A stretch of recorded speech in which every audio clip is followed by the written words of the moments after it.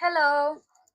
In this video, I'm going to analyze a lesson designed by a teacher. So, let's start. Well, the teacher created the following lesson plan. Here, the teacher presented some educational references such as standards, evaluation criteria, and goals for the unit.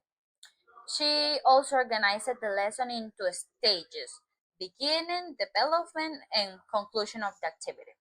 So, to begin with, I can mention that she based the lesson on clear educational guidelines, which is something very positive. Every educational process needs quality standards that guide the teacher on what should be done.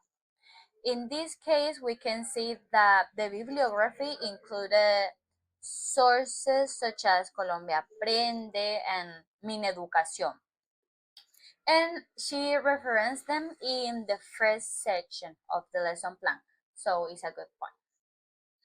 Now, let's analyze the activity step by step. Her lesson plan was designed for children between 8 and 10 years old. She proposed that students enter the classroom while listening to English music is playing in the background, immediately introducing the topic that will be developed in the lesson. Songs create a relaxed and enjoyable atmosphere so students feel more confident and comfortable in the learning environment with the teacher's guidance. Because of that, I think she started the lesson very effectively. To introduce the class, after the greetings and welcome, the teacher asked the students some questions, introductory questions like, who has listened to songs in English? Where have you heard them before? Do you like them? Do you think songs can help us learn another language? Why? Well, children are constantly exposed to this kind of information through movies, TikToks, outside experience, and many of them are already familiar with these songs. They sing them and dance to them. Therefore, these questions were very appropriate at the moment because they activate previous knowledge, allowing children to connect the topic with their own experience, capture their attention, and make them feel confident with the opinion. So it's a good point. Also, the teacher use no don't use these questions randomly. On the contrary, she uses to connect it to the next step, a brainstorming activity with the same topic where the student will feeling involved again in the class and gradually move to the central objective of the activity. Well, moving on, the development of the lesson was very well organized. The teacher used karaoke as an interactive and dynamic strategy, but she also followed a clear structure. One, playing the complete song. Two, selecting fragments of the song. Three, guide and repetition practice. Four, encouraging participation. And five, group practice. She worked on listening first, which is fundamental in English learning. Without listening, students can't develop group pronunciation.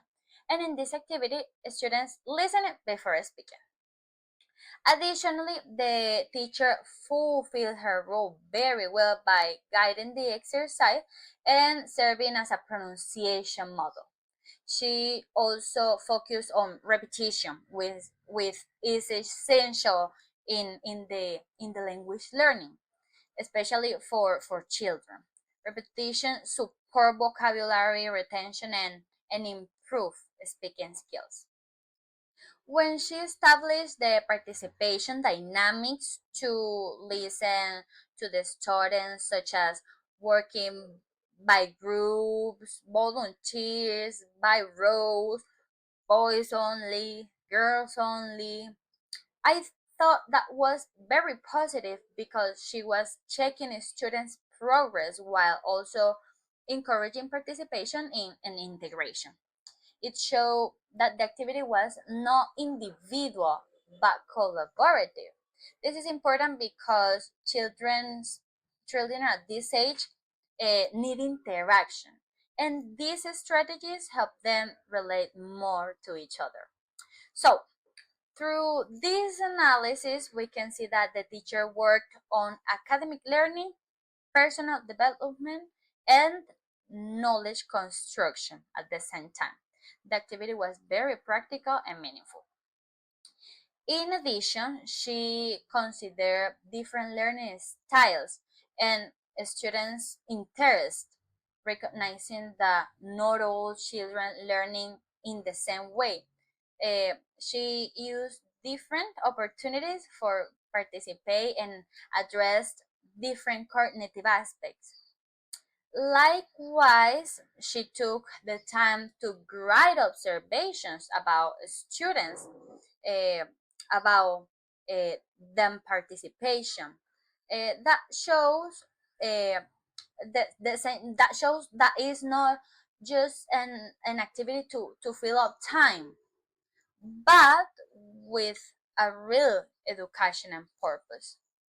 Finally, we can conclude that the ending of the activity effectively connect with the next lesson by leaving the students with a review activity to continue practicing at home, recognizing that language learning is not one class, is not one activity, is a continual process. Overall, I believe this lesson plan was very well structured and well directed. And I hope to remember and use similar strategies when I become a teacher. So that was my analysis of this activity for young learners. So I hope you like it. That was all. Thank you for watching.